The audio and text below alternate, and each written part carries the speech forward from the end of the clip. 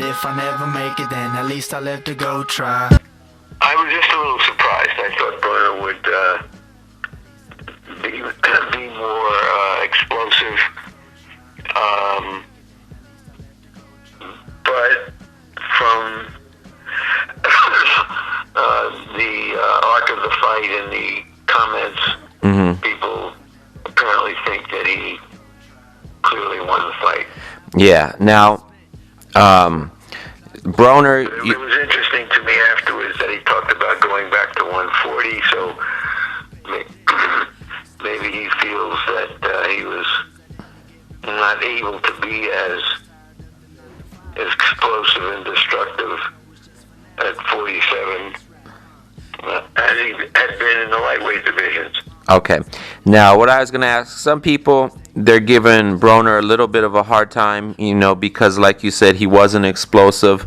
He didn't score the... I think it's also, Chris, the expectations. That's what I was going to say. Like, do you feel people are being too hard on him? Like, they don't look at the fact that he moved up 2 divisions and so on? Well, I think he has created these expectations, which is to his credit, as being potentially the next big thing in American boxing. So when you create high expectations and high standards, and you don't live up to it, then there's a natural reaction about it.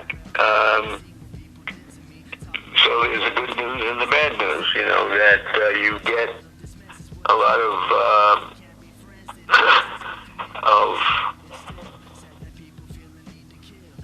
good stuff on you, and then if you don't live up to it, then that's the standard that you're measured on. It's always been thus.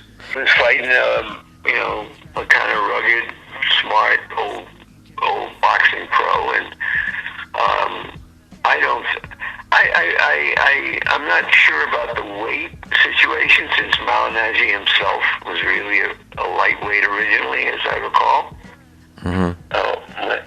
When he fought Cotto, weren't they a lightweight? Or 40, I don't remember. So I don't think the size difference was big, but it was a move up, and he's fighting a bigger guy and a smart guy, and took a little while to get rolling, and from what I've heard, and if he goes on and has some good fights, this will just be hardly a bump in the road, just a little curve. I read where they're talking about him fighting Madonna, which is, a good fight for him. And he's still a young champion.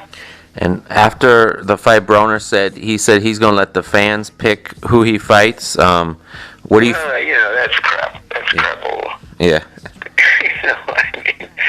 What is he going to do? I mean, he's going to have a poll on Twitter. I mean, come on, it's business, and they're looking to give him good fights. And if Maidana is one of the guys who's in the mix, then that speaks for itself. Maidana's a tough, strong guy. I noticed they didn't mention Matisse.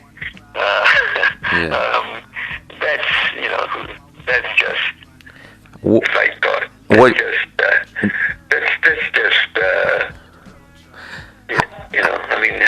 do the fight fans tell them who they want to see? Right, and if Broner goes to 140, how does he fit in there?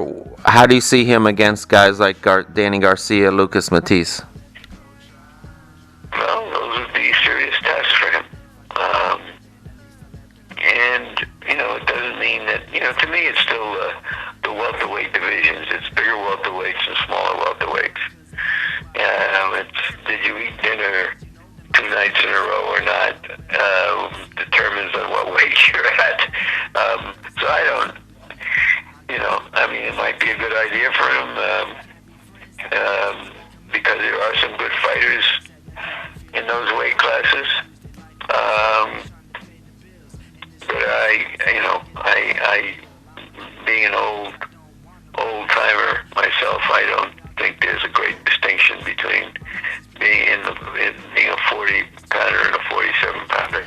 I pulled it and closed my eyes so it can carry me further.